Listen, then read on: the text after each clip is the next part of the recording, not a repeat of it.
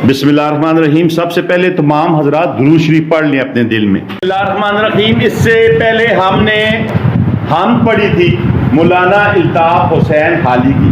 आज हम अहमद नदीम कासमी का कलाम है, नात रसूल मकबूल सल्लल्लाहु अलैहि वसल्लम है।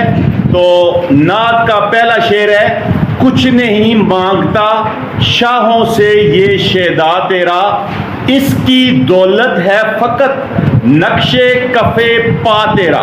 सबसे पहले हम इसके मुश्किल अल्फाज को देख लेते हैं। शेदा कहते हैं आशिक को, फरेफ्ता को, फिदाई को, मोहब्बत करने वाले को। फकत का मतलब होता है सिर्फ, नक्श का मतलब होता है निशान, कफे पा पाँव का निशान, और कफे पा तलवे को भी कहते हैं। शायर कहते हैं कि मैं बादशाहों से कुछ नहीं मांगता, मुझे बादशाहों से कुछ भी लेना देना नहीं है। मुझे बादशाहों की दौलत की, उनके हीरे जवाहरात की, उनके मनसब की, उनकी ताकत की, उनकी शोहरत की, उनके रोब की ज़रूरत नहीं है। मैं कुछ नहीं मांगता। किससे? शाहों से। कौन नहीं मांगता? ये शेदा तेरा, ये तुझे जानने वाला। ए नबी करीम सल्लल्लाहु अलैहि वसल्लम, मैं आपकी मोहब्बत में सरशार हूँ, मैं आपसे मोहब्बत करता हूँ, इसलिए मैं बादशाहों से कुछ भी नहीं मांगता। इसकी दौलत है फकत, यानी शायर कहता है कि मेरी दौलत, इसकी वो अपने लिए इस्तेमाल कर रहा है। इसकी दौलत है फकत नक्शे कफे पा तेरा। शायर कहता है कि मेरी सबसे बड़ी दौलत ए नबी सल्लल्लाहु अलैहि वसल्लम आपके पाँव के निशानात तक पहुंचना है, यानी आपके पाँव की धूल तक पहुंचना है, यानी आपके पाँव की खाक तक पहुंचना है।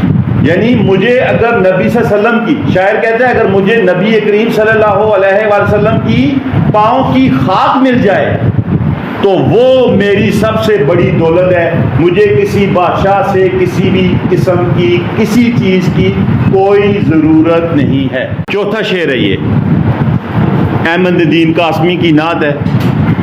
दस्तगीरी मेरी तन्हाई में तूने ही तो की, मैं तो मर जाता अगर साथ ना होता तेरा। अब भी जुल्मात फरोशों को गिला है तुझसे, रात बाकी थी कि सूरज निकल आया तेरा। दस्तगीरी कहते हैं मदद को, अमदाद को। तन्हाई कहते हैं अकेलेपन को।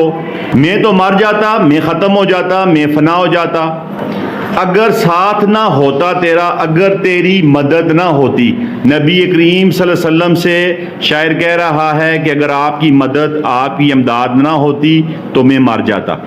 अगला शेर है, अब भी जुल्मात फरोशों को गिला है तुझसे, यानी कि अंधेरे फैलाने वाले लोग अब भी ए नबी तुझसे गिला कर रहे हैं। रात बाकी थी कि सूरज निकल आया तेरा, अब भी अंधेरे बाकी थे कि तेरा नूर चारों तरफ फैल गया। अब इसकी तशरीह को देखते हैं। शायर कहता है कि मेरी हर मुश्किल में मदद ए नबी करीम सल्लल्लाहु अलैहि वसल्लम आपने की। जब मैं दुनिया के मसाइल और उलझनों में फंस जाता हूँ तो आपके अहकामात यानी हुक्म मेरी रहनुमाई करते हैं, यानी मैं तो मर जाता अगर आपका सहारा ना होता। यानी मेरी हर मुश्किल में आपने मेरे हाथ को थामा या मेरी मदद की। इससे मुराद ये नहीं है कि कोई नबी सल्लल्लाहु अलैहि वसल्लम आए और आके उन्होंने शायर का हाथ पकड़ लिया।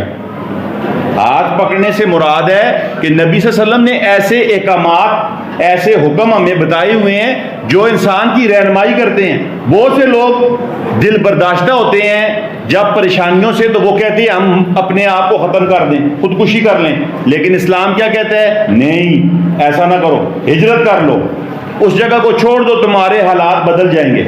अब ये हमारे पास वजह आ गई है कि जब परेशानियां हों तो परेशानियों पर कुड़ने के बजाय, खुदकुशी करने के बजाय अपनी जगह तब्दील कर लो। उस जगह से जब आप हट के दूसरी जगह जाएंगे आपकी परेशानियां खत्म हो जाएंगी। अब दूसरा शेर जो था उसको जरा देखें कि अब भी जुल्मात फरोशों को गिला है तुझसे। गिला है, शिकवा है। जुल्मात फरोश اندھیرے پھیلانے والے لوگ، دنیا میں دو طرح کے لوگ ہیں، ایک اندھیرے پھیلانے والے، ایک روشنی پھیلانے والے، ایک ظلمت اور دوسرے نور والے۔ نور والے کون سے لوگ ہیں؟ جنہوں نے نبی صلی اللہ علیہ وسلم کا ساتھ دیا اور نبی صلی اللہ علیہ وسلم کے حکم پر چلے۔ اس شعر کی تشریح ہے، شاعر کہتا ہے دنیا میں نبی صلی اللہ علیہ وسلم سے پہلے کوئی حقوق و فرائض نہیں تھے، کوئی قاعدہ نہیں تھا، کوئی قانون نہیں تھا، کوئی حدود و قیود نہیں تھی، ہر طاقتور اپنی منمانی کرتا تھا۔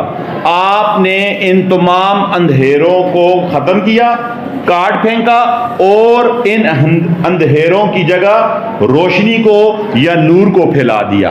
کیسے پھیلا دیا؟ دیکھیں ایک شخص ہے، اس کے ساتھ ظلم ہو رہا ہے، وہ کسی کے سامنے روتا ہے، اس کے کوئی سنتا ہی نہیں ہے۔ لوگ کہتے ہیں یار تمہارے ساتھ ظلم ہو رہا ہے، لیکن جو ظلم کر رہا ہے وہ تو بڑا طاقتور ہے، اس کو کون جواب دے؟ تو نبی صلی اللہ علیہ وسلم نے کہا ظالم کی بھی مدد کرو، مظلوم کی بھی مدد کرو۔ صحابہ کرام نے کہا مظلوم کی مدد تو ہم کر سکتے ہیں، نبی صلی اللہ علیہ وسلم ہمیں بتائیے ہم ظالم کی مدد کس طرح کریں؟ تو آپ صلی اللہ علیہ وسلم نے کہا کہ آپ اس کے ہاتھ کو روکیں تاکہ وہ ظلم نہ کرے۔ جب آپ ظالم کو ظلم کرنے سے روک دیں گے تو یہ ظالم کی مدد ہے۔ اور مظلوم کی مدد کیسے ہوگی؟ مظلوم کے ساتھ کھڑے ہو جائیں اس وقت تک جب تک ظالم ظلم کرنے سے باز نہیں آ جاتا۔ تو یہ ہے اسلام، اور اس اسلام نے ہر طرف نور کو پھیلایا، حقوق دیے، فرائض دیے، حدود و قیود ہمیں بتائیں، طاقتور کو من مرضی کرنے سے روکا، منمانی کرنے سے روکا، اس کو کہا آپ کی مرضی نہیں چلے گی، بلکہ یہ دنیا ہے، اس میں جینے کے لیے اصول ہیں، قانون ہیں، حدود و قیود ہیں۔ یہاں پہ اگر رہنا ہے تو یہاں کے کچھ قاعدے قوانین ہیں، ان پر عمل کرنا ہوگا۔ تو یہ دونوں اشعار کی مختصر ترین تشریح تھی۔ میں شعر پڑھتا ہوں، نعت کے شعر ہیں۔ پورے قد سے جو کھڑا ہوں تو یہ تیرا ہے کرم، مجھ کو جھکنے نہیں دیتا ہے سہارا تیرا، لوگ کہتے ہیں کہ سایہ تیرے پیکر کا نہ تھا، میں تو کہتا ہوں جہاں بھر پہ ہے سایہ تیرا۔ تو اس کی تشریح دیکھ لیتے ہیں، پہلے شعر کی اور پھر دوسرے شعر کی۔ پہلے شعر کی تشریح یہ ہوگی کہ شاعر کہتا ہے کہ جو میں اپنی عزت اور وقار کے ساتھ دنیا میں کھڑا ہوں تو یہ نبی کریم صلی اللہ علیہ وآلہ وسلم کی مہربانی کی وجہ سے ہے کہ میں ان کا امتی ہوں، اور یہ امت یعنی نبی کریم صلی اللہ علیہ وآلہ وسلم کو ماننے والی امت، نبی کریم صلی اللہ علیہ وآلہ وسلم کا کلمہ پڑھنے والی امت سب سے اعلیٰ و ارفع امت ہے۔ اس امت کے لیے انبیاء نے بھی دعائیں کی تھی کہ ہم اس امت میں شامل ہوں، اور شاعر کہتا ہے کہ میں اس امت کا ایک فرد ہوں، میں کسی کے سامنے نہیں جھکتا، کسی کے سامنے سر نیچے نہیں کرتا۔ کیوں؟ کیونکہ میرے نبی نے مجھے کہا ہے کہ ما سوائے اللہ کے کسی کے سامنے نہیں جھکنا، ما سوائے اللہ کے کسی کے سامنے سر نگو نہیں ہونا، ما سوائے اللہ کے کسی کے سامنے سجدہ نہیں کرنا، صرف اور صرف اللہ کے سامنے جھکنا ہے، اور یہ صرف اور صرف اللہ کے سامنے جھکنے نے مجھے سہارا دیا ہوا ہے۔ یعنی پورے قد سے جو کھڑا ہوں تو یہ تیرا ہے کرم، یعنی یہ جو میں دنیا میں پورے قد کے ساتھ کھڑا ہوں تو یہ کیوں کھڑا ہوں کہ نبی کریم صلی اللہ علیہ وسلم نے مجھے منع کیا، اور یہ نبی کریم صلی اللہ علیہ وسلم کا کرم ہے کہ میں دنیا میں پورے قد کے ساتھ کھڑا ہوں اور مجھ کو جھکنے نہیں دیتا، یعنی لوگوں کے سامنے میرا سر نیچے نہیں ہونے دیتا۔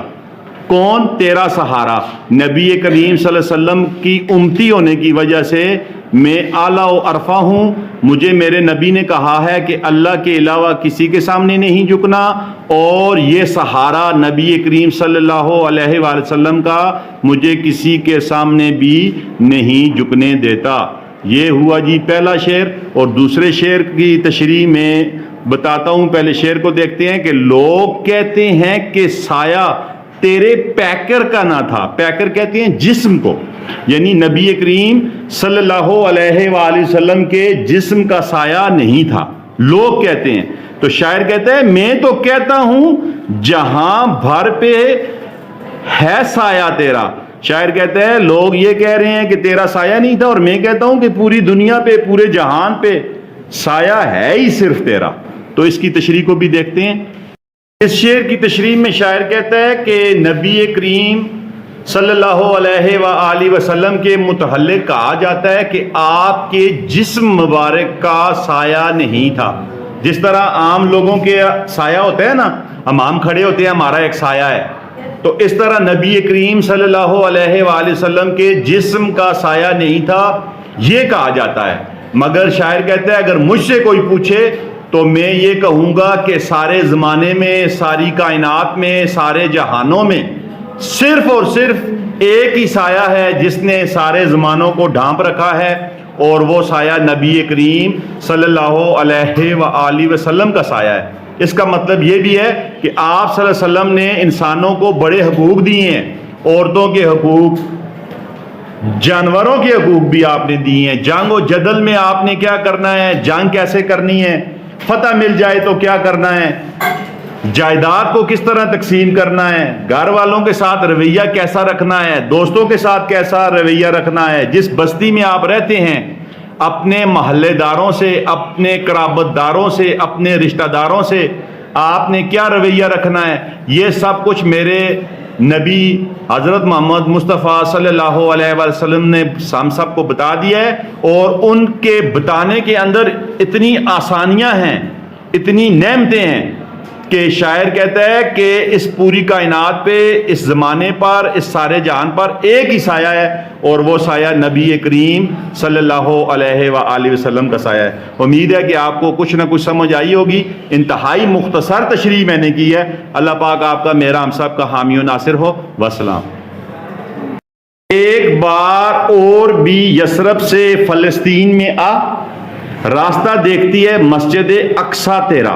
شاعر کہتا ہے کہ اے نبی کریم صلی اللہ علیہ وسلم، جب اللہ پاک نے آپ کو آسمانوں پر بلایا تھا، یعنی معراج ہوئی تھی، واقعہ معراج ہوا تھا، آپ مدینے سے مسجد اقصی آئے تھے، یہاں آپ نے تمام انبیاء کی امامت کروائی تھی، اور پھر یہاں سے آپ پہلے، دوسرے، تیسرے، چوتھے، پانچویں، چھٹے، ساتویں، اور پھر سدرۃ المنتہا تک اللہ پاک کے پاس گئے تھے۔ اس واقعے کی طرف شاعر اشارہ کر رہا ہے کہ جب آپ کو اللہ پاک نے آسمانوں پر بلایا تو آپ نے تمام انبیاء و رسل کی امامت مسجد اقصی یعنی پہلے خانہ کعبہ میں کروائی تھی۔ آج وہ مسجد مسلمانوں کے ہاتھوں سے نکل چکی ہے، وہاں پر یہودیوں کا قبضہ ہے، مسلمانوں کا قبضہ نہیں ہے۔ فلسطین میں یہودیوں نے اپنی آبادیاں قائم کر لی ہیں، زمینیں خرید لی ہیں، اپنے مکان بنا لی ہیں، اور پوری دنیا کے یہودی وہاں آ کر بسنا شروع ہو گئے ہیں۔ تو شاعر کہتا ہے کہ آج وہ مسجد جو ہے مسلمانوں کے ہاتھوں سے نکل چکی ہے۔ اے نبی کریم، آپ صلی اللہ علیہ وسلم کا وہ مسجد انتظار کر رہی ہے، انتظار میں وہ کہہ رہی ہے کہ پھر نبی کریم صلی اللہ علیہ وسلم آئیں اور پھر وہ امامت کروائیں۔ اس طرف یہ اشارہ ہے کہ آپ آئیں اور وہ مسجد اللہ پاک کی حمد و ثنا سے، یعنی نماز سے، اذان سے دوبارہ جھوم اٹھے، یعنی اس کے اندر آج اذان ہو، وہاں لوگ نماز پڑھ سکیں۔ اب یہ بہت ہی اہم شعر ہے، اس شعر کو پھر دیکھیے کہ ایک بار اور بھی یثرب سے فلسطین میں آ۔ یثرب کا معنی ہوتا ہے خاردار جگہ، جہاں خار کہتے ہیں کانٹوں کو، پھولوں کے ساتھ جو کانٹے نہیں ہوتے ان کو خار کہتے ہیں، خاردار کانٹوں سے بھری ہوئی، یا ایسی جگہ جہاں ویرانہ ہو، آبادی نہ ہو۔ یثرب کا یہ مطلب ہے، لیکن اب اس کا نام آپ یثرب نہیں لیں گے، اس کا نام لیں گے مدینہ۔ اور یثرب کہنا علماء نے منع کیا ہوا ہے، وہ کہتے ہیں یثرب کہنا بھی نہیں ہے، اور جو شخص یثرب کہے گا اس کے اوپر جرمانہ کیا ہے کہ وہ 10 مرتبہ پھر مدینہ گئے۔ تو اس طرف فلسطین کی طرف اور مسجد اقصی کی طرف جو پہلا خانہ کعبہ ہے مسلمانوں کا، اس کی طرف شاعر نے اشارہ کیا ہے کہ وہ والی مسجد یعنی مسجد اقصی جہاں پر آپ آئے تھے، کب؟ معراج کی رات، سارے انبیاء بھی آئے تھے، آپ نے امامت کروائی تھی، پھر وہاں آپ براق پر بیٹھ کر فرشتے کے ساتھ آسمانوں پر گئے تھے، اللہ پاک سے ملے تھے۔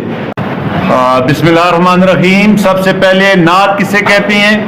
ایسی نظم یا ایسے اشعار جن میں نبی کریم صلی اللہ علیہ وآلہ وسلم کی تعریف بیان کی جائے نعت کہلاتی ہے، اور ایسی نظم یا اشعار جن میں اللہ پاک کی تعریف بیان کی جائے حمد کہلاتی ہے۔ اب نبی کریم صلی اللہ علیہ وسلم کی کون کون سی صفات اس نعت میں بیان ہوئی ہیں، تو اس میں ہے دستگیری یعنی مدد کرنے والا، دوسری ہے رحمت یعنی لوگوں پر رحم کرنے والا، اور نبی صلی اللہ علیہ وسلم رحمت للعالمین تھے، تمام جہانوں کے لیے رحمت تھے۔ اور پھر ہے سایہ، سایہ تیرا یعنی نبی کریم صلی اللہ علیہ وآلہ وسلم کا سایہ مبارک۔ اس نعت میں ہم نے دیکھنے ہیں کہ ردیف کون کون سے ہیں، تو اس میں آپ دیکھیں کہ پہلا ہے کچھ نہیں مانگتا شاہوں سے یہ شیدا تیرا، اس کی دولت ہے فقط نقش کفے پا تیرا، پورے قد سے جو کھڑا ہوں تو یہ تیرا ہے کرم، مجھ کو جھکنے نہیں دیتا سہارا تیرا۔ یہ جو تیرا ہے یہ بار بار آ رہا ہے، کسی بھی مصرے کے، کسی بھی شعر کے، کسی بھی نظم کے آخر میں بار بار آنے والے لفظ کو ردیف کہتے ہیں۔ تو اس نعت میں ردیف ہوا تیرا، اور ردیف سے پہلے آنے والا ہم وزن ہم آواز لفظ قافیہ کہلاتا ہے۔ تو اس نظم میں، اس نعت میں جو قافیہ ہے وہ ہے کف پا، سہارا، سایہ، اقصا، یعنی ردیف سے پہلے آنے والا لفظ جو ہم وزن ہو، ہم آواز ہو، قافیہ کہلاتا ہے۔ اس میں نے قافیے بھی آپ کو بتا دیے، اور ردیف جو بار بار آتا ہے وہ لفظ ہے تیرا۔ اللہ پاک آپ کا میرا ہم سب کا حامی و ناصر ہو۔ والسلام۔